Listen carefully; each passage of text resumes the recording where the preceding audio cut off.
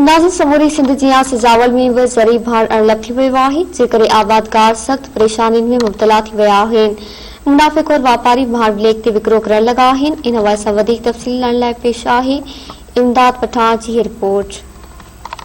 नाज़रीन, वफ़ाक़ी हुकूमत पारां नंढड़े वक़्फ़े खां पोइ तेल मसनूआत जी क़ीमतनि में ॻाटे टोड़ वाधारे आबादी जे टाइम ते पाणी जी शदीद खोट खां पोइ आबादगारनि खे वरी भाण जी शदीद खोट जो ठाहो सटको जे सबबि आबादगार तबिको मुसलसल परेशानी जे वर चढ़ियल आहे। उन बाबति असां सियासी माण्हुनि, वापारियुनि ऐं DC सिजावल सां ॻाल्हि ॿोल कंदासीं। तमामु अहम सवाल आहे त असां वटि हींअर भाण जी खोट थी वई आहे।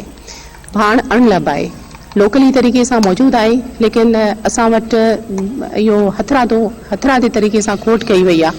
पाकिस्तान हिकिड़ो ज़रई मुल्क आहे, जेकॾहिं असांखे हिते भाण जी खोट जो मुंहुं ॾियणो पवंदो त आउं सम्झां थी त पाकिस्तान खे तमामु घणो नुक़सानु थींदो।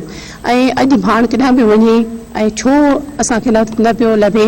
हींअर CM साहिब बि मीटिंग कोठाई हुई ऐं जंहिंमें ज़राअत जो असांजो मिनिस्टर बि हो ऐं उन्हनि आउं सम्झां थी त 15-20 ॾींहंनि में इहा कोशिश असांजी आहे त असां 15-20 ॾींहंनि में इनखे क़ाबू करे सघूं।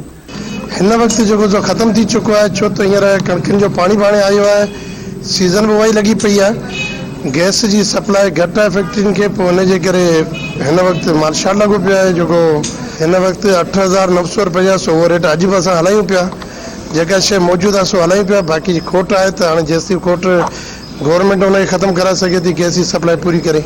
हम अपनी स्ट्रेटजी बना के इंशाल्लाह परसों से हम क्रैकडाउन स्टार्ट करेंगे। और मैं आपसे भी ये रिक्वेस्ट करूंगा, अगर आप समझते हैं जहां जहां आपको शिकायत मौसूल होती है कि यहाँ पे जो होर्डिंग किया जा रहा है, तो काइंडली मेरे ऑफिस के साथ, मेरे कंसर्न असिस्टेंट कमिश्नर्स के साथ आप लोग शेयर कर लीजिएगा।